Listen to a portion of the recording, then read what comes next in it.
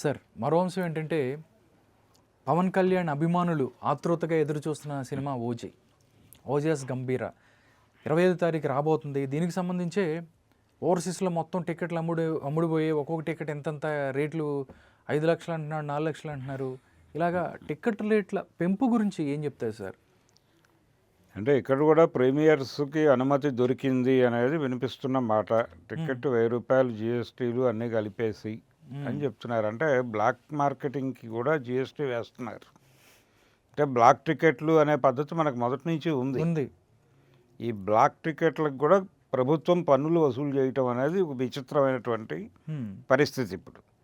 అయితే ఈ 1000 రూపాయలు 2000 రూపాయలు టికెట్లు చేయటం ద్వారా ఎవరిని కోసుకు తింటున్నారు అనేది సమస్య. అభిమానుల్ని కోసుకు తినడానికి ప్రోగ్రామ్ ఇది. అది ఒక బాధ్యతాయుతమైనటువంటి పదవిలో ఉన్నటువంటి వ్యక్తి, ప్రజాసేవకుడిగా తన్ని తాను చెప్పుకుంటున్నటువంటి వ్యక్తి, ఆయన చేయటం సబబా కాదా? ఆల్రెడీ ఆయన కోర్టుకు వెళ్ళాడు. ఈ విషయం మీద కోర్టుకు వెళ్ళటం జరిగింది. ఈ అంశం మీద అంటే ఆయన హరిహర వీరమల్లు టైంలో తెలంగాణలోను అలాగే ఆంధ్రాలోను ప్రీమియర్స్ వేశారు. టికెట్లు 700 వరకు అమ్ముడైనాయి. ఆ సందర్భంగా అధికార దుర్వినియోగానికి పాల్పడ్డాడు ఆయన అని కోర్టుకు వెళ్ళారు. వెళ్ళిన ఒక ఐఏఎస్ ఆఫీసర్, ఓ రిటైర్డ్ ఐఏఎస్ ఆఫీసర్ గారు వెళ్ళారు. ఆయన పొలిటికల్ లైన్లో ఉన్నారు, వెళ్ళాడు. వెళ్ళిన సందర్భంగా కోర్టు పవన్ కళ్యాణ్కి అనుకూలమైనటువంటి తీర్పే వచ్చింది. అలాగే సినిమాల్లో నటించవచ్చు ఆయన ప్రజాసేవలో ఉండి కూడా అని కూడా చెప్పేశారు. కాబట్టి లీగల్గా ఆయన తప్పు చేస్తున్నాడని అనుకోనక్కర్లేదు. ప్రభుత్వాలు అనుమతి ఇస్తున్నాయి. కానీ ఈయనకు ఒక స్పృహ ఉండాలి కదా. అవును, మనం అంటే మొదటి రోజున పవన్ కళ్యాణ్ సినిమా షో పడుతోంది అనగానే వెళ్ళే మూడ్లో ఎవరుంటారు? సామాన్యుడు ఉండడు కదా. 1000 రూపాయలు కాదు, 1,00,000 రూపాయలైనా కొనడానికి సిద్ధపడిపోయే మూడ్లో అభిమానులు ఉంటారు. సో మిమ్మల్ని అభిమానించిన పాపానికి వాళ్ళని కోసుకు తినే రైట్ మీకు ఇచ్చినట్టుగా మీరు అనుకుంటే ఎలా? సో అలా ఆ రైట్ని మేము కోసుకు తింటాం అంటే బయ్యర్స్ ఎవరైతే ఇప్పుడు థియేట్రికల్ రైట్స్ కొంటున్నారో ఆ థియేట్రికల్ రైట్స్ కొంటున్న వాళ్ళకి కొంత బీ కాంప్లెక్స్ ఇచ్చేటువంటి కార్యక్రమం ఇది. ఏది ఈ ప్రీమియర్స్కి పర్మిషన్లు తెచ్చుకుంటాడు ఆయన. అంటే పవన్ కళ్యాణ్ ఒక్కడే చేయట్లేదు, ఇది మిగతా హీరోలు కూడా చేస్తున్నారు కదా, అందరూ చేస్తున్నారు. ఇప్పుడు ఏదన్నా సినిమా రిలీజ్ అవుతుందంటే హీరోలు, ప్రొడ్యూసర్లు, డైరెక్టర్లు 2 రాష్ట్రాల ముఖ్యమంత్రులని కలిసి వినయంగా ఒక కాగితం ఇచ్చి ప్రీమియర్స్కి అనుమతి ఇవ్వండి, రేట్లు పెంచుకుంటాం అనుమతి ఇవ్వండి అని అడుగుతారు. వాళ్ళు ఇస్తారు. నడుస్తోంది. ఎందుకు నడుస్తోంది ఇది అంటే డిమాండ్ అండ్ సప్లై అని చెప్పాడు పవన్ కళ్యాణ్ గారే గతంలో రిపబ్లిక్ అనేటువంటి సినిమా ఫంక్షన్లో చెప్పి, డిమాండ్ ఉంది కాబట్టి సప్లై ఉంటుంది, దాన్ని అదే రేటుని డిసైడ్ చేస్తుంది, మాకున్న డిమాండ్ రేటుని డిసైడ్ చేస్తుందని చెప్పాడు ఆయన. అంటే బాగానే ఉంది, మీ డిమాండ్ బాగానే ఉంది, మీరు 2,000 రూపాయలకి టికెట్లు అమ్ముకోవచ్చు. కానీ ఆ 2,000 రూపాయలు 3,000 రూపాయలు వాడు ఎక్కడి నుంచి తెస్తున్నాడు? ఏం చేసి తెస్తున్నాడు? వాళ్ళ కుటుంబానికి ఉపయోగపడే డబ్బులు కూడా పీక్కొచ్చి ఖర్చు పెట్టచ్చు ఆ రోజు. ఆ తర్వాత పరిస్థితి ఏంటి? మీరు ప్రజా మనిషి కూడా. అవును, మీరు రాజకీయాలు ఉన్నారు కాబట్టి అడుగుతున్నారు. ఇప్పుడు మిగిలిన హీరోలకి మీకు ఒక తేడా ఉంది. మీరు ప్రజా జీవితంలో ఉన్నారు. మీరు ప్రజా జీవితంలో ఉన్నారు. సినిమా మాత్రమే నాకు జీవనాధారం అని చెప్తున్నాడు ఆయన.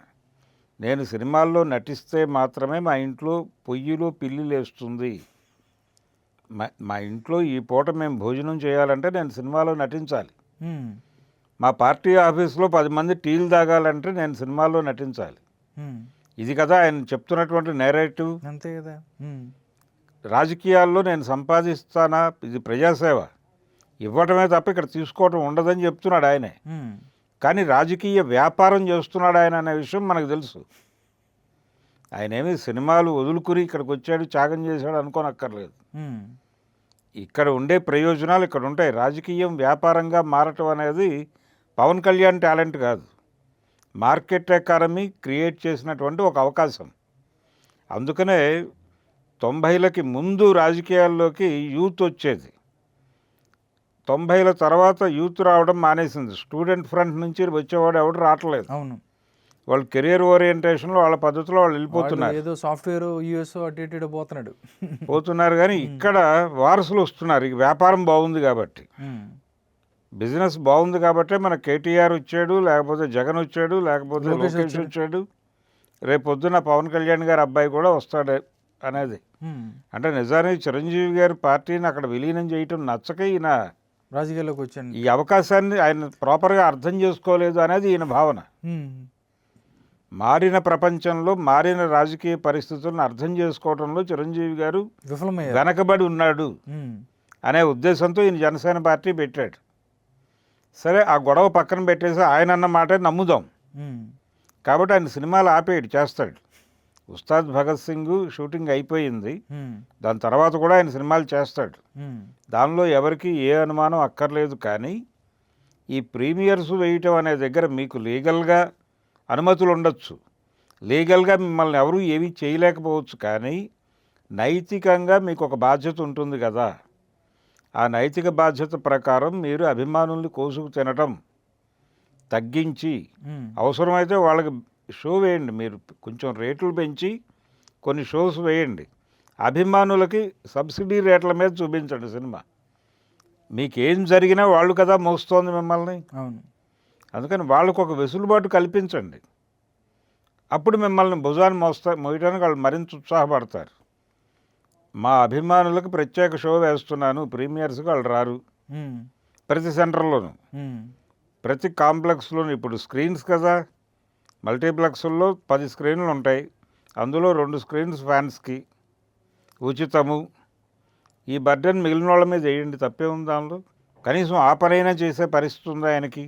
ఉమ్, ఓజీకైనా చేస్తాడా? ఓజీకి క్రేజ్ ఉంది, ఉమ్, హరిహర వీరమల్లు కంటే క్రేజ్ ఉంది, అది వాస్తవం. అంటే సుజిత్ ఉండటం, ఒక స్టైలిష్ యాక్షన్ సినిమాలు, పవన్ కళ్యాణ్ని చూడాలని జనాలు అనుకోవడం, ఇవన్నీ కలగలిసి ఆ సినిమాకు ఒక విచిత్రమైన క్రేజ్ని అయితే తీసుకొచ్చాయి. ఆ మూడ్ ఉన్నప్పుడే క్యాష్ చేసుకోవడం కోసం ఈ ₹1000 టికెట్ అంటున్నారు. ఇప్పుడు ఓవర్సీస్లో విపరీతంగా బుకింగ్స్ జరగడానికి కూడా కారణం అదే. ఇప్పుడు వీళ్ళ టార్గెట్ ఏంటి? 1200 కోట్లు. ఉమ్, ఈ టార్గెట్ 1200 కోట్లు అనేది రీచ్ అవుతుందా లేదా ఈ సినిమా అనేది ప్రశ్న. ఆ రీచ్ అవ్వడం కోసం ఈ హడావిడి అంతా చేస్తున్నారు ఈ ప్రీమియర్సు. ఆ ప్రీమియర్స్లో రేట్లు పెంచి అమ్మడం వల్ల థియేటర్కల్ రైట్స్ కొనుక్కున్నవాడు కొంత సేఫ్ అయిపోతాడు. ఉమ్, ఇందుకోసం పడుతున్న తిప్పలు ఉమ్, పవన్ కళ్యాణ్ గారు. బాగానే ఉంది, మీరు కష్టపడుతున్నారు, సినిమాలు చేసుకోండి, సినిమాలు చేస్తేనే మీ జీవితం, మేము కూడా నమ్ముతున్నాం దాన్ని. ఉమ్, కానీ అభిమానుల్ని కోసుకు తినటం దగ్గర కొంచెం కన్సిడరేషన్ చూపించండి. ఉమ్, చూపించి కొంచెం ధరలు పెంచి అమ్మండి. అభిమానులకి కుదిరితే సబ్సిడీలో చూపించండి. మరీ ప్రేమ ఉంటే మీకు ఉచితంగా కూడా వాళ్ళకి షో వేయమనండి. ఉమ్, అప్పుడు మీ ఇమేజ్, మీరు చేస్తున్నటువంటి ఇతర వ్యాపారాలు బ్యాలెన్స్ అవుతాయి. కనీసం ఆ బ్యాలెన్సింగ్ స్ట్రాటజీ కూడా లేకుండా ఉమ్. అలా కోసుకు తినేయటమే మా ప్రోగ్రాం అనుకుంటే ఇబ్బంది.